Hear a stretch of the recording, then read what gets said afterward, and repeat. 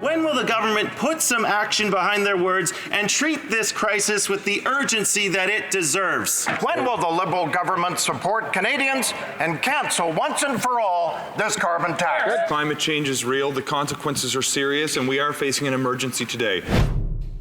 All parties ramped up the rhetoric on who has the best plan to fight climate change this week, but the debate continues over whether any plan will actually meet Canada's emissions reductions targets.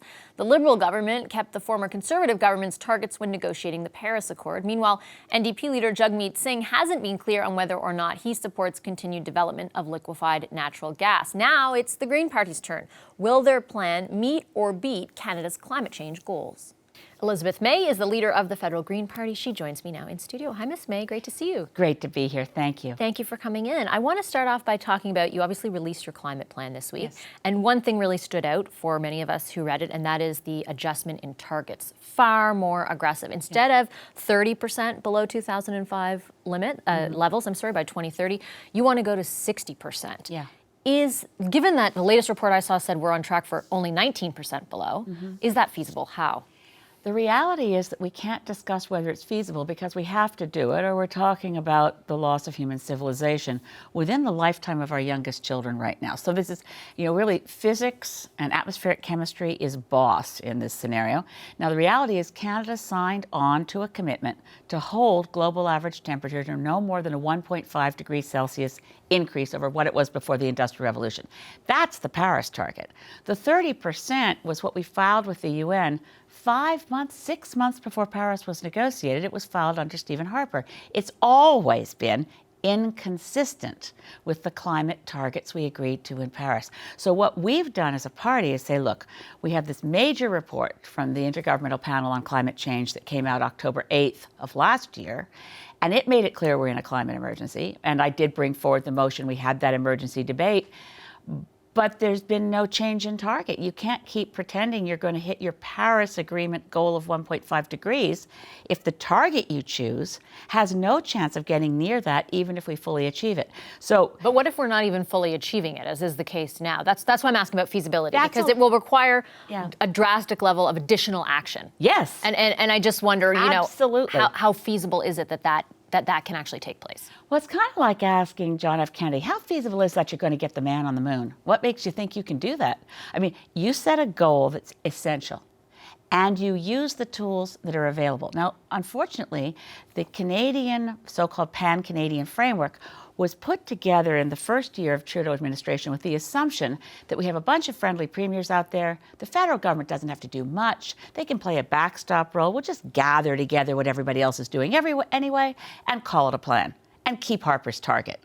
Well, that's destined to failure from the get-go. Then you have a few premiers go offside.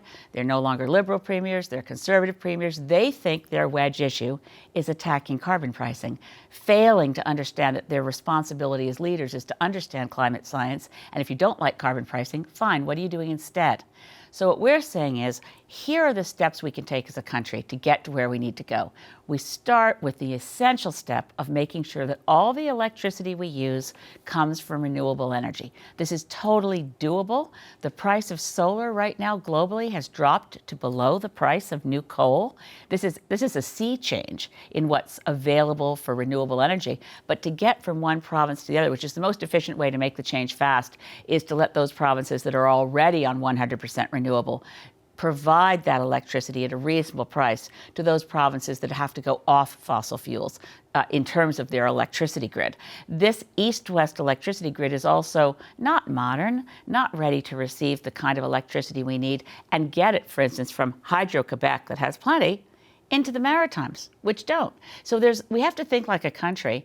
That's an essential piece of infrastructure. Once your grid is 100% electric, well, we move away from the internal combustion engine. I was fascinated the other day to hear from the High Commissioner from India to Canada that India has set 2022 as the year when they will no longer sell new internal combustion engine vehicles. So our targets to get rid of the internal combustion engine by 2040 are hardly the steepest that are out there in the world. A number of other countries have set much more aggressive targets. What do you do about the thing that you mentioned there, and that is the provinces who are not on board right now? You have seen a shift there among a number of provincial premiers. You're right, they use it as or not use it, but they've decided that it is an issue that they can campaign on, and successfully. So how do you do it all as the federal government? Aren't you going to need to build some bridges with those premiers too? And is that possible? Well, the number one thing to look at here is, again, we have to stop debating what is possible and start doing what is necessary. If you go back to the science, you recognize that holding to 1.5 degrees is not a political target. It's a real life problem of physics. And if Jason Kenney was taking aim, or Scott Moe was taking aim, or Doug Ford was taking aim at the theory of gravity, they wouldn't get much airtime. The science around climate change is like that. You can't stop an object from hitting the floor. There's something called gravity. And as long as we keep putting greenhouse gases in the atmosphere, we pass a threshold above 1.5 but below 2 degrees.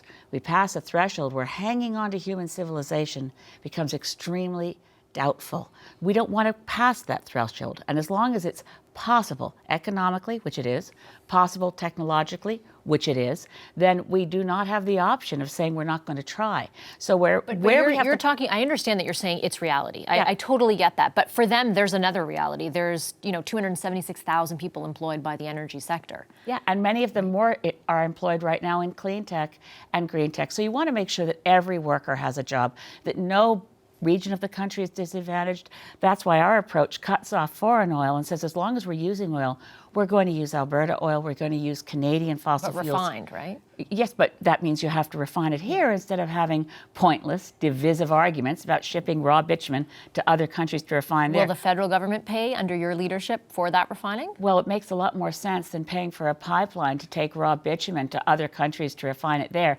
The reality of this is it's expensive, though. I'll say the federal government also, I'm sorry, Vash, I didn't mean to. No, that's okay. Just to say that I didn't touch on the fact the federal government has a lot more tools in the federal toolkit than it has opened or used. So, for instance, Minister McKenna has the powers under Part 4 of CEPA to pass regulations that control the amount of greenhouse gases from any facility across Canada. And since the vast majority of our emissions in this country come from 200 named locations, it isn't that hard to imagine the combined use of some carbon pricing, getting rid of subsidies, using regulations, and also engaging in great partnerships with the orders of government that do want to work with us. But those are fewer and fewer, right? No. I mean, if you're saying right now that the federal government has the power to control emissions that's over, right. and that's obviously going to be the oil sands, let's say, right? Well, and cement plants. And Jason Kenney's going to come out and plants. say, that's provincial jurisdiction. That's what we're fighting in court right now, right? Well, I don't think he can say that because the Canadian Environmental Protection Act was brought in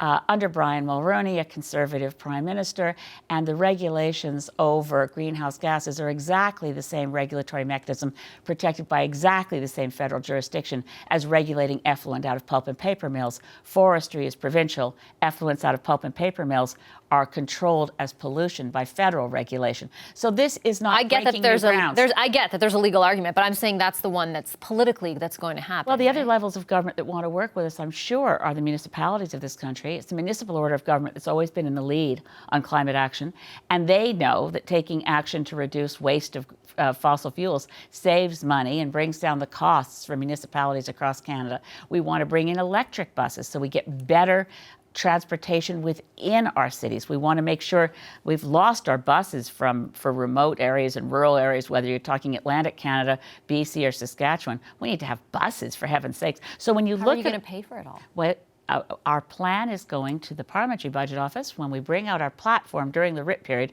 which has many more measures than the clear steps we put here, are also to engage other Canadians and other party leaders in the conversation. Because as you can see, the first thing we say is we want to create something equivalent to a war cabinet where all parties are involved in an inner cabinet effort to ensure we meet our targets. But paying for it is not nearly as expensive as allowing carbon and to emit and allowing the climate crisis to get worse. We blow through our forest fire budgets in a way that we didn't in a 3-month period in previous years, we blow through before the forest fire season has even started. That's Flooding, a fair point, these are yeah. not cheap costs. That's a very fair ignoring point. climate change. No, that's a very fair point. But what kind of a deficit are you comfortable living with? Well, we actually want to, we believe in fiscal responsibility. We want to eliminate the deficit. So what we need to find actually is, as Greens, and we are already costing our platform, and there are many more measures on our platform. There's pharmacare, there's guaranteed livable income. We have a lot of things in our platform that aren't released yet, but you could probably guess where they're going to be, where we take steps, because we believe in social justice and we want better democracy, and we certainly want reconciliation. So UNDRIP really matters. But when you look at all that, what you need is to say, what are our priorities? Security is a #1 priority, and the climate crisis is no longer an environmental issue. It's a security threat. It needs to be dealt with as such. So when you look at it that way, you also need, okay, we're going to need to spend more money. We need to check other sources of revenue. So we look at things like a wealth tax. We look at other offshore hidden money. There are many ways in which we can augment the revenues to the Government of Canada and not overtax already overtaxed individuals. Okay, I have to leave it there. I'm sadly out of time, but thank you very much, Ms. May. Appreciate your time today. Really appreciate it. Have a great long weekend. You too. Hi, I'm Vashi Capellos, host of Power in Politics. See more of our show by subscribing to the CBC News channel or click the link for another video. Thanks for watching.